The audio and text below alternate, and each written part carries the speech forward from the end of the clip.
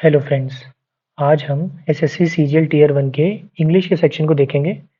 ये एग्ज़ाम आपका last year 31 अगस्त को हुआ था। इस पेपर को करने से आपको बेसिकली एसएससी का जो भी पेपर होता है, let's say CHSL, CGL, CPO, even MTS, उन सब में हेल्पफुल होगा। तो चलिए शुरू करते हैं। 25 क्वेश्चन है। तो पहला क्वेश्चन कह रहा है, help help from the relatives dash him in difficult times. मतलब रिलेटिव से उसे मुश्किल समय में क्या मिला, तो हमें रिलेटिव से हमें मुश्किल समय में सपोर्ट मिलता है। तो supported is the right answer for question number 76। Next question है, हमें डेडिकेटेड जो वर्ड है उसका सिनोनिम बताना है। तो डेडिकेटेड का मतलब होता है अगर कोई मतलब पूरी शिद्दत से काम करे। डेडिकेशन माने कुछ अचीव करने के लिए लगे रहना, उसे हम डेडिकेशन कहते हैं। तो अब सिनोनिम देख लेते हैं। इसका सिनोनिम होगा कमिटेड। कमिटेड मतलब ये होता है टू बी डेडिकेटेड। किसी काम के लिए डेडिकेटेड रहना उसे भी हम कमिटेड कहते हैं। बाकी बोरिंग, टीडियस और ड्रीयरी तीनों का ही मतलब मोर और लेस बोरिंग होता है, या something which is not interesting, ऐसा कुछ होता है। तो ये तीनों आपस में से सिनोनिम है, ड्रीयरी, बोरिंग और टीडियस। करेक्ट आंसर है डेडिकेटेड का committed. Next fill in the blanks का क्वेश्चन है, can you tell me what your dash in life are. मतलब इससे हमें समझ में आ रहा है कि इंटरव्यूअर गौतम से पूछ रहा है तुम्हारे लाइफ में आगे के बारे में क्या पूछते हैं। तो लाइफ में हम आगे के बारे में हमेशा एस्पिरेशंस के बारे में पूछते हैं। एस्पिरेशन मतलब फ्यूचर की कामनाएं, गोल्स फॉर द फ्यूचर, उसे हम एस्पिरेशन कहेंगे। Goals goals for the future, ये हो गया एस्पिरेशन। बाकी वर्ड्स भी देख लेते हैं।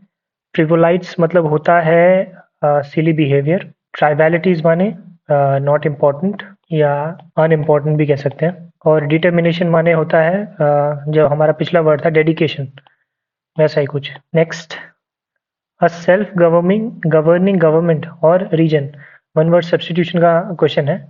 तो ऑटोनॉमी मतलब होता है मतलब सेल्फ रूल या मतलब जिसपे जब कोई पर्सन या कोई ऑर्गेनाइजेशन खुद को स्वयं गवर्न करे, तो उसे हम वो कहते हैं क्या, ऑटोनॉमी, या कहें सेल्फ गवर्नमेंट। इसके अलावा अगर मोनार्की देखें तो मोनार्की मतलब होता है रूल बाय किंग और क्वीन। और अगर हम एनार्की देखें तो लॉलेसनेस। और डेमोक्रेसी तो हमें पता ही है, रूल बाय द गवर्नमेंट, लोकतंत्र। अगला क्वेश्चन ग्रामेटिकल एरर वाला है, मतलब इसमें आपको सेंटेंस में गलती खोजनी है।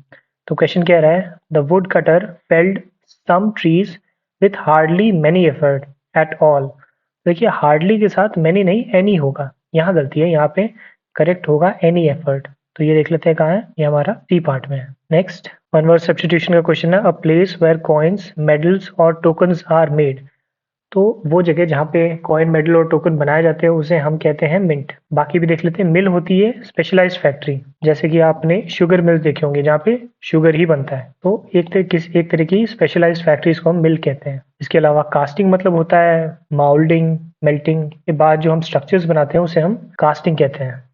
और वर्कशॉप जो होता है वो जनरली रिपेयर शॉप्स को कहते हैं, या जैसे कि आपने रेलवे वैगन वर्कशॉप देखे होंगे, वहाँ पे रेलवे के जो वैगन्स होते हैं उनको रिपेयर किया जाता है। तो मोस्टली रिपेयरिंग का काम और मैन्युफैक्चरिंग का काम जहाँ होता है उसे हम वर्कशॉप कहते हैं। नेक्स्ट क्वेश्चन, चलिए ये डायरेक्ट इनडायरेक्ट का क्वेश्चन आ गया। तो डायरेक्ट इनडायरेक्ट में सबसे पहले तो कुछ टर्म्स होते हैं, जैसे इज जो है वो वॉज में बदल जाता है, नाउ जो है वो देन में बदल जाता है। इसी तरह टुडे जो होता है, टुडे तो टुडे ही रहता है, जैसे टुमारो जो है वो द नेक्स्ट डे में बदल जाता है। इसी तरह यस्टरडे द डे बिफोर में बदल जाता है। तो ये सारी चीज़ें अगर आपको पता हो, या आप बाकी यूट्यूब वाले चैनल पे देख सकते हैं, इजीली समझ आ जाएगा। वहाँ से डायरेक्ट इनडायरेक्ट काफ़ी ईजी हो जाता है। तो इसी की हेल्प से हम इस क्वेश्चन को सॉल्व करेंगे। तो देखिए सबसे पहले तो यहाँ इज है, is he all right now. तो इससे हमें ये समझ में आता है कि इज की जगह वॉज हो जाएगा, और जो नाउ है उसकी जगह पे हो जाएगा देन। सबसे पहले इस चीज़ को पकड़ने की कोशिश करते हैं, क्योंकि आप देख सकते हैं I asked my neighbour's wife, I asked my neighbour's wife about her husband Mr Gulani, ये क्वेश्चन कह रहा है। तो I asked Mr Gulani my neighbour's wife, ये तो सब में रिपीट हो रहा है। हमें बस ये वाले पार्ट को देखना है, ये सभी में इस वाले पार्ट को अगर हम देखें कि बाकी तो सेम ही है, तो बस इस चीज़ पे फोकस करते हैं। अब अगर आप देखें तो यहाँ पे देन है और यहाँ पे देन है, नाउ का देन में कन्वर्ट हो जा रहा है, मतलब बी और सी तो गलत है। अब हमें इस की जगह वॉज देखना है। वॉज देखते हैं कहाँ पे, अब यहाँ पे तो हैड है, माने ये भी गलत हो गया, तो बचा क्या डी, क्योंकि यहाँ देखिए वॉज भी है। तो हमारे डी करेक्ट आंसर है। आई आज Mrs Gulani my neighbour's wife if her husband was all right then. तो ये हो गया करेक्ट। नेक्स्ट, ये भी एरर डिटेक्शन का क्वेश्चन आ गया। The river appears to have got its name from the nearby town. तो ये सेंटेंस ग्रामेटिकली करेक्ट है, इसमें कोई एरर नहीं है। नेक्स्ट, हमें बताना है एंटोनिम माने विपरीतार्थक शब्द, विलोम शब्द होप का। होप का मतलब होता है उम्मीद, उम्मीद का उल्टा हो सकता है डाउट, डाउट का मतलब होता है संशय। इस तरह करेज, करेज का मतलब होता है हिम्मत, ऑप्टिमिज्म माने पॉजिटिविटी, और चांस माने मौका। नेक्स्ट, अब ये सेंटेंस अरेंजमेंट वाला क्वेश्चन आ गया। तो अब इसमें सबसे पहले इस तरह के क्वेश्चन में सबसे पहले ये देखिए, जैसे ए और सी में 3 से शुरू हो रहा है, तो लाइकली है कि क्वेश्चन हमारा आंसर 3 से शुरू होगा। तो पढ़ के देखते हैं। International Tiger Day was initiated in 2010 at the Saint Petersburg Tiger Summit. तो बाकी सब अगर सेंटेंस को पढ़े तो हमें लग रहा है कि ये थोड़ा थोड़ा सही से जा रहा है। अब नेक्स्ट 3 के बाद 4 है, ए वाले अगर ऑप्शन को लें। This annual event observed on 29 July aims to create awareness on the tiger conservation। अब थोड़ा थोड़ा सही सा लग रहा है। पहले उन्होंने समिट के बारे में बताया जो एनुअली होता कहाँ पे है, और उसके बाद उसका उसका डेट बताया और क्यों होता है इसके बारे में बताया। तो ये हमें कुछ कुछ सा सही सा लग रहा है, ये फॉलो कर रहा है। नेक्स्ट पे देखते हैं, सेकंड पे। Its primary objective is to preserve the natural habitat of the tiger. तो देखिए पहला पार्ट कह रहा था इंटरनेशनल टाइगर टाइगर डे जो है वो 2010 में शुरू हुआ। कहाँ पे शुरू हुआ उसके सेकंड पॉइंट में बता दिया। फोर्थ वाले पॉइंट में बता रहा है कि ये इवेंट हर बार कौन सी तारीख को होता है और इसका मोटिव क्या है। उसके बाद जो सेकंड पॉइंट है वो कह रहा है इसका प्राइमरी ऑब्जेक्टिव क्या है, और उसके बाद फर्स्ट पॉइंट बता रहा है while India is home to 79% of the tigers in the world, the Global Tiger Day as it is also known sees awareness events organise in the country as well as in the neighbouring Bangladesh and Nepal. तो जहाँ तक कि मुझे लग रहा है ये ए ही answer correct है इसका, क्योंकि सब एक रिदम में फॉलो हो रहा है। जब भी इस तरह का क्वेश्चन है पहले तो आप ऑप्शन देखिए, अगर ऑप्शन में पहला पार्ट किसी में रिपीट हो रहा है तो कंसिडर उसको कीजिए। मैं ये नहीं कह सकता कि हमेशा वो सही होगा, but most of the time अगर पहले ऑप्शन रिपीट कर मतलब ए और सी में जैसे फर्स्ट 3 से स्टार्ट कर रहे हैं तो ज़्यादा चांस होते हैं कि आपका स्टार्टिंग 3 से ही होगा, और उसके बाद पहला पकड़ लेने पे काफ़ी ईजी हो जाता है। नेक्स्ट भी आ गया हमारा एडियम्स एंड फ्रेजेस। तो ये है to walk on the air, इसका मतलब हवा पे चलना माने बहुत ज़्यादा खुश होना। तो इसका करेक्ट आंसर हो जाएगा टू बी वेरी हैप्पी। अगला आ गया प्यूट्रीफाई। प्यूट्रीफाई हाँ, इसका मतलब होता है सड़ना, खराब होना, है ना, खराब होना। तो इस तरह के वर्ड मतलब डिकम्पोज होना, तो डिकम्पोज हमारा करेक्ट आंसर है। सड़ना, खराब होना, ये होता है प्यूट्रीफाई का मतलब। ये बहुत ही रिपीटेड क्वेश्चन है, तो इसे आप इंपॉर्टेंट क्वेश्चन की कैटेगरी में रखिएगा। डिस्ट्रॉय माने नष्ट कर देना, कंबाइन माने जोड़ना। मेरे हिसाब से डिस्ट्रॉय और कंबाइन दोनों ऑपोजिट मतलब एंटोनिम सिनोनिम हो गए। और कंटामिनेट माने भी होता है खराब करना, बट डिकम्पोज ज़्यादा फिट हो रहा है। प्यूट्रीफाई और डिकम्पोज दोनों ही सड़ना या डिसइंटीग्रेट होना, चीज़ें जब टूटने लगती है, बिखरने लगती है, वो होता है। कंटामिनेट माने कोई भी दूषित शब्द, जैसे कि अगर हम पानी में कुछ गंदगी डाल दें, वो कंटामिनेशन होता है। तो रिलेट तो कर पा रहा है, अगर हमारे पास डिकम्पोज नहीं होता तो हम कंटामिनेटेड इसके लिए लगा सकते थे। नेक्स्ट एक और इडियम आ गया, to take a chill pill. ये तो हमने बहुत ही सुना है, कई बार मूवी में कहा जाता है। चिल पिल माने होता है रिलैक्स होना, मतलब ठंडा हो जाना।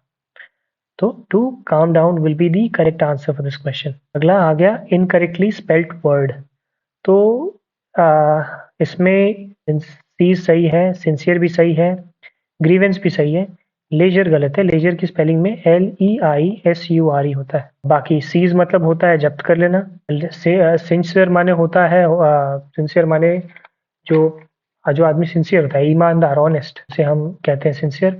और ग्रीवेंस मतलब होता है मतलब किसी के मतलब ग्रीवेंस माने किसी के दुख और जो उसकी मतलब परेशानियां, उसी को ग्रीवेंसेस कहते हैं। लेजर मतलब होता है खाली वक्त, खाली समय, सेम लेजर टाइम या लेजर भी कहते हैं। अगला आ गया प्रॉम्प्ट। प्रॉम्प्ट का हमें बताना है सिनोनिम। सब बहुत ध्यान दिया कीजिए, कभी कभी हम सिनोनिम की जगह हम एंटोनिम लगा देते हैं। तो प्रॉम्प्ट का सिनोनिम बताना है। प्रॉम्प्ट मतलब होता है क्विक, एकदम तुरंत।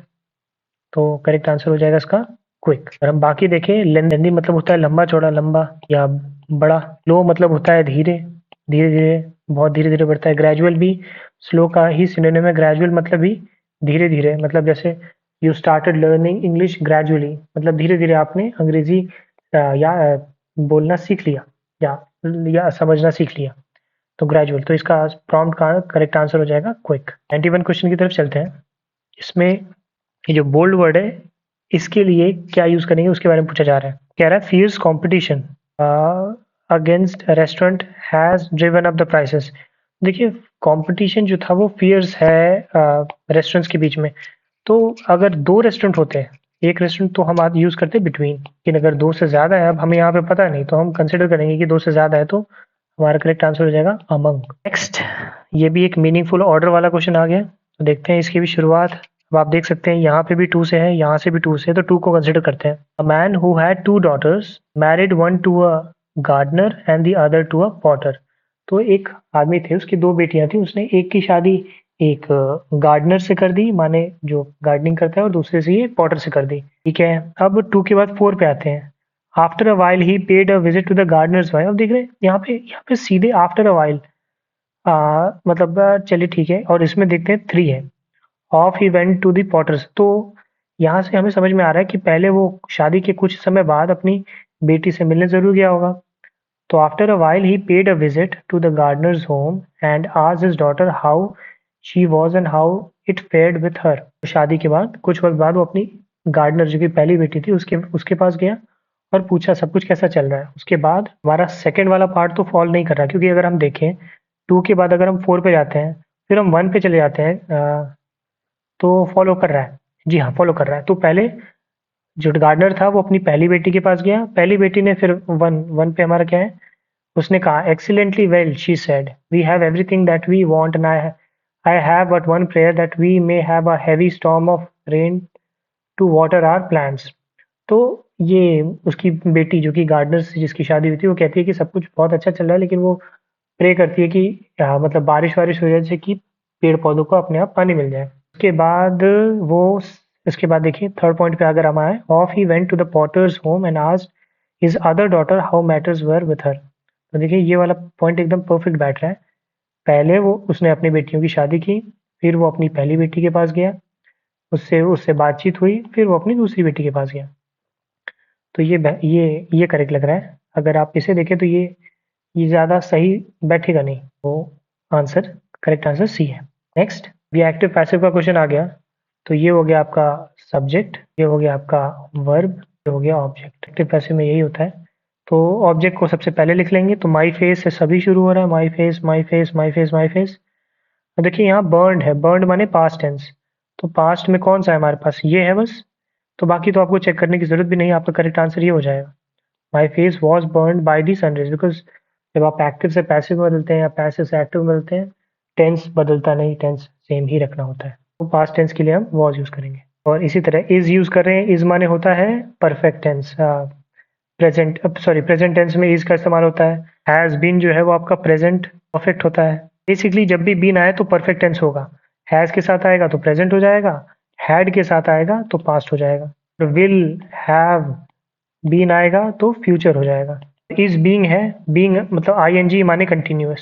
सारे रूल भी आपको यूट्यूब पे बहुत सारे चैनल्स हैं, आप वहां से देख सकते हैं। नेक्स्ट क्वेश्चन कह रहा है बोल्ड वर्ड की जगह पे क्या होगा। ठीक है, आपको तो यहाँ पे इन सब चीज़ों को पढ़ने में टाइम वेस्ट करना ही नहीं चाहिए, सीधे देखिए बोल्ड लिखा है, क्योंकि अब आपने बहुत सारे पेपर दे लिए होंगे तो इतना तो समझ आ जाता है। क्योंकि आपको इंग्लिश में कम से कम वक्त में, ये जो 25 क्वेश्चन है, कोशिश कीजिए आप 10 मिनट में खत्म कर दें, क्योंकि यहाँ पे तेज करेंगे तभी आपको बाकी मैथ्स और रीजनिंग, जो कि ज़्यादा समय लेने वाला है, उसमें वक्त मिलेगा। तो आइए इस क्वेश्चन को करते हैं।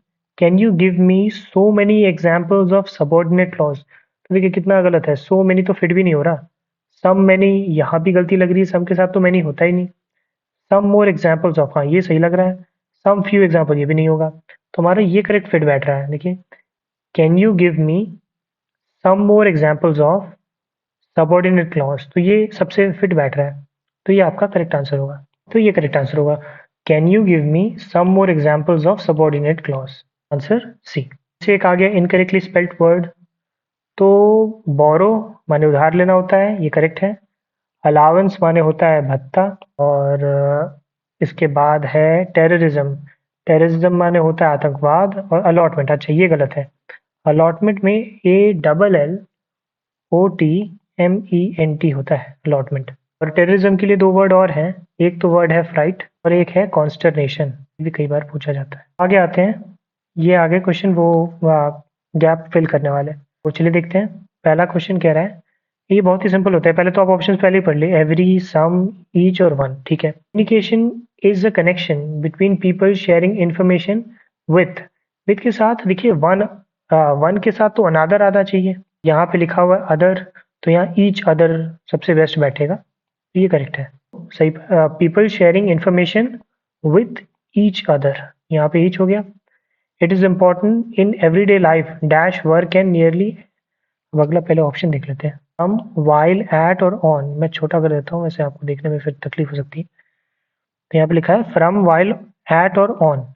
अगला पढ़ते हैं, एवरीडे लाइफ के बाद, हाँ, it is important in everyday life dash work, dash की जगह यहाँ पे एट सबसे फिट बैठेगा, क्योंकि ऑन वर्क होता नहीं, वाइल वर्क भी नहीं होता, फ्रॉम वर्क भी नहीं होता, एट जो है वो बेस्ट फिट हो रहा है। एट वर्क हो गया, ठीक है। At work and nearly any time you interact with other, अब अदर क्या होंगे, अदर क्रीचर्स, क्रीचर तो नहीं लग रहा, एनिमल्स के साथ हम क्यों इंटरैक्ट करेंगे, वंस भी नहीं होगा, पीपल होगा जो करेक्ट बैठेगा, other people. Communication issues don't always happen dash of your English level, तो यहाँ पे बेस्ट बैठेगा because of your English level, because of your English level best बैठेगा। The truth is you can know how to speak English dash knowing how to communicate in English, तो इसका सही बैठेगा, the truth is you can know how to speak English without,